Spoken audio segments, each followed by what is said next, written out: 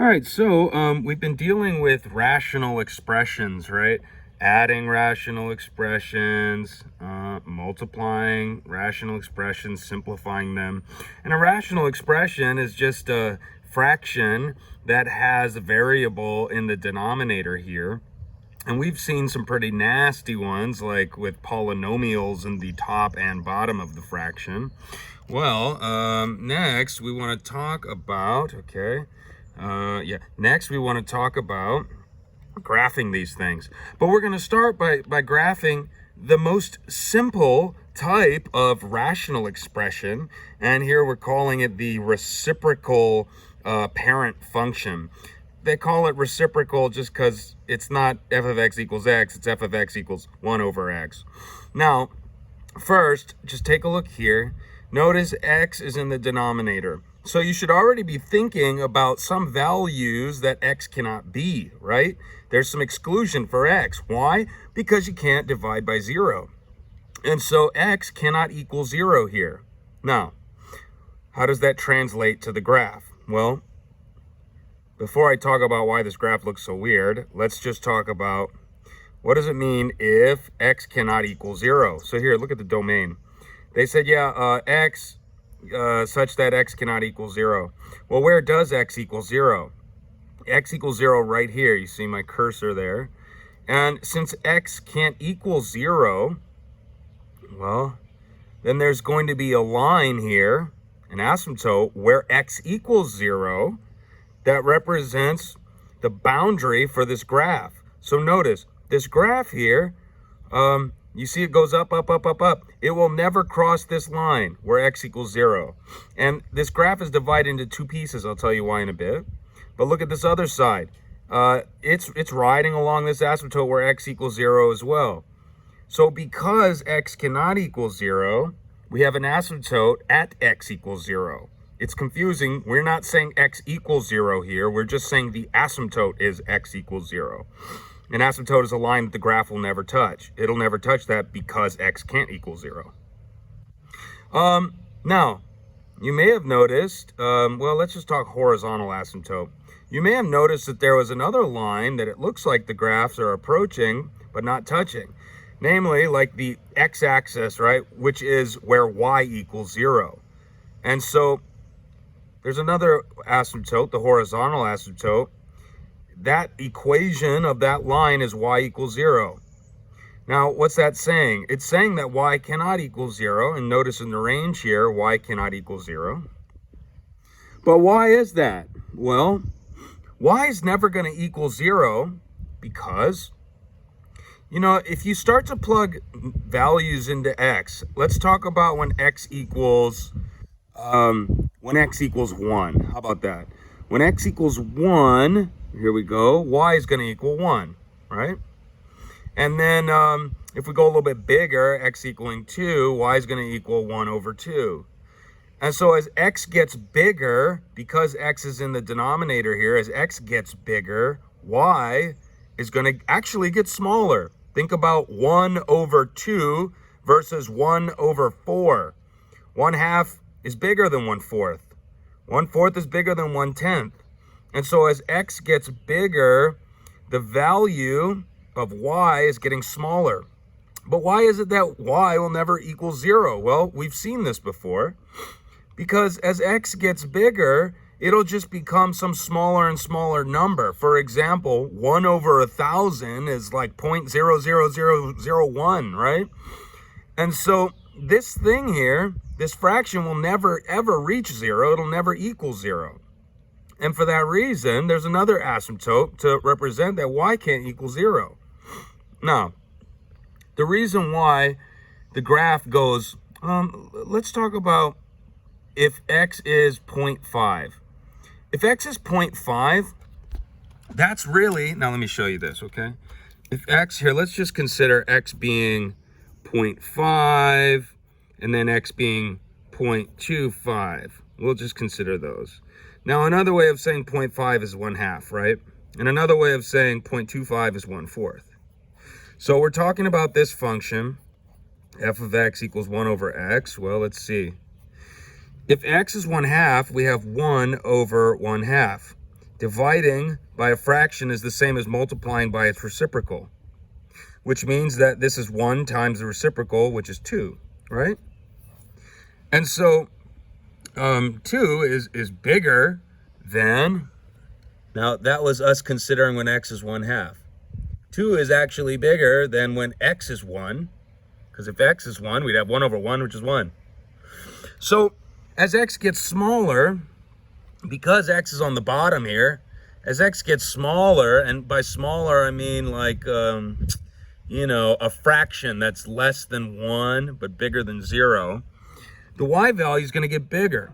And I'll show you when x is 1/4. Let's think about this same strategy here. We got f of x equals 1/x, and if x is 1/4, dividing by a fraction is the same as multiplying by the reciprocal. Y would be 4. So as x gets smaller, 1/8, well, y would be 8. 1/10, y would be 10. And so as x gets smaller and smaller, and I'm talking about values in between 1 and 0, y is just going to get bigger and bigger. But x can't equal 0, and so the y value is just going to go off to infinity here when x is really, really small but not equal to 0. Now, what if x is negative values? Well, let's just consider when x is -1. We got 1/-1. That would mean that y is -1. And so that's this point here. Now, the reason why this thing is like a reflection or flipped around is because all the negative values, well, it's just showing that the y values are getting bigger, but in the negative direction. So notice these y values, yeah, they're getting smaller, but they are bigger numbers. These are bigger numbers. They're just negative. So yeah, they're smaller because they're big negative numbers. I hope that makes sense. So anyways, this is what the graph looks like, okay? And the type of graph, it's called a hyperbola. It's when you have a little curve looking thing across from another curve looking thing. There's symmetry here, okay? There's symmetry. These two curves, they're a reflection of one another. If you drew a line here, this curve is a reflection of this curve and vice versa. But a reciprocal function has a vertical asymptote. That is a vertical line that the graphs will never touch or cross, and it also has a horizontal asymptote. Oh, sorry, this is the horizontal, that's vertical. And so here we've got the standard form of the reciprocal function. Some number a over x, so you will have x in the denominator here, plus or minus some number. Now here we're just going to say minus h because h represents something. And then you could add a number to this fraction on the outside. Well, the transformations work the same. H is a horizontal shift. And so if h is positive, it's going to move this graph, the parent function, it's going to move it to the left. And if h is negative, it's going to move it to the right. Now k is a vertical shift. So whatever this number is that you're adding to the result of this fraction, well, if that number is positive, it's going to shift this up. So it's going to shift the horizontal asymptote up by k units. Likewise, take a look at the vertical asymptote. The vertical asymptote is shifted by the h units. And I'll repeat that. But anyways, k is a vertical stretch. If k is positive, it moves up. If it's negative, it moves down. If a is negative, that means this whole fraction is negative. For example, what if you have like -5 over x plus 1? Well, this whole fraction's negative, okay? Even if you had a negative on the outside, like 4 over x plus 2, this whole fraction's negative. And so if a is negative, or if you have a negative in front of your fraction, that's going to be a reflection of this graph across the x-axis. And I'll show you what I mean with some of these examples here. Okay. Oh, take a look at this one. Now this one, it models the parent function a little more because you have this curve here in this quadrant 1 and then the other curve in quadrant 3. Now when it's a reflection, notice a is negative here, -4. It's going to flip those two to quadrant 2 and 4.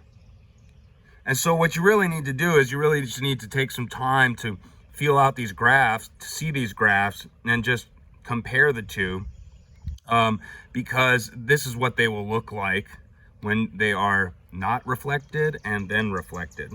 Let's take it back to the rest of this stuff. All right, so if A is bigger than 1, it's going to be a vertical stretch. Now let's see if I can show you an example of that. Well, here, this is a vertical stretch. Basically, let's see, what's one way to explain this? Well, just know that it does a vertical stretch. I think I'm gonna let you use Desmos to look at these graphs anyways. So, and then, hey, if A is like a decimal or a fraction or something, if it's some value in between 1 and 0, it's a compression. Now, let's talk vertical asymptote. The vertical asymptote is the value that x can't be, right? The value that x can't be is h here. So the vertical asymptote is whatever h is. The horizontal asymptote is the value that y will never hit. Now, because this fraction will never equal 0, y will never hit this k value, which means that the horizontal asymptote, the one that's horizontal, it's going to be whatever value k is, okay? So, some examples. The reciprocal parent function is translated 4 units to the right. 4 units to the right means -4. And 3 units down. 3 units down means a -3 on the outside of your fraction. Then it's reflected across the x-axis. A reflection across the x-axis is when a is negative. So here we got a -1. Write an equation to represent the new function and identify the asymptote. So here's our equation. Now, asymptotes. So x can't equal 4 here. And so for that reason, the vertical asymptote is x equals 4. Or if you want to think of it this way, the vertical asymptote is going to be the opposite sign of the number that's next to x down here. Horizontal asymptote is just going to be this number that's on the outside of the fraction. But it means that y will never equal -3 because this fraction will never equal 0. So anyways, the horizontal asymptote, and you could write HA for horizontal, VA for vertical asymptote. Horizontal asymptote is -3. So let's see. How about this one? Number 3. A reciprocal function has a vertical asymptote located at x equals -2. Well, let's see. If it is a vertical asymptote, that means that x can't equal -2, which means that this down here is going to be x plus 2. It's the opposite sign. Or if you like to think about it as it not equaling 0 down here, well, if x is -2, what value do you add to -2 for 0? +2. Anyways, and the horizontal asymptote is located at y equals 5. Well, if it's y equals 5, that means there's a +5 out here. Okay, I hope that makes sense. Now, when you're graphing these, here's what I want you to do, all right? All I want you to do, and you know what? You don't even need to use Desmos. All I want you to do is first identify your vertical and horizontal asymptote. So like here, let me give you an example. 1 over, let's say for this function, let's say f of x equals 1 over x minus 2. Now first, you come up to this function, all right? Identify the vertical asymptote. Vertical asymptote is, and let's use a colon there, x equals what? Well, what value can't x equal? 0. That's my vertical asymptote. Come up to your graph, draw a dashed line where x equals 0. Now this dashed line here is where x equals 0. What about horizontal asymptote? Well, that's going to be this value that y won't equal. So the horizontal asymptote is y equals -2. And so I'm going to draw a line. Okay, well, if this is y equals -1, here's -2. I'm going to draw a dashed line to represent my horizontal asymptote. Now, because A is positive, that means that I'm going to be in this quadrant here and this quadrant here. Okay, so you know what? No need to find like exact values. I just want us to shift these things. So just do a dashed line for your asymptotes, and then do the curves like appropriately. All right, draw your hyperbola appropriately. So let's take it here then. Notice we've got the asymptotes drawn and we have the curves in the appropriate quadrants. All right, domain. Well, the domain is going to be, x can be anything. There's just one restriction on x here. And so we can write it like this: x such that when we say x can equal 0, we're kind of implying that x can be anything else but 0. And that comes from the vertical asymptote. Do you see how they're related? Now, what about horizontal asymptote? Well, y can't equal -2. So here's how we write the range. And here's the horizontal asymptote, y equals -2. So, you know, graphing these are pretty easy. Let's take a look at this one. So first, we'll want to draw our vertical and horizontal asymptote. Vertical asymptote, x equals 0. So here's our vertical asymptote, the y-axis, that's where x equals 0. And our horizontal asymptote, y equals 1. Okay, we've drawn it here. And because a is negative, it's reflecting the curves. Basically, it's pushing the curves into these two quadrants. Okay, and this, you'd only have to draw it like this. Let's see. Any other examples? No, I guess that's it. So not too bad. Okay, let me know if you have questions.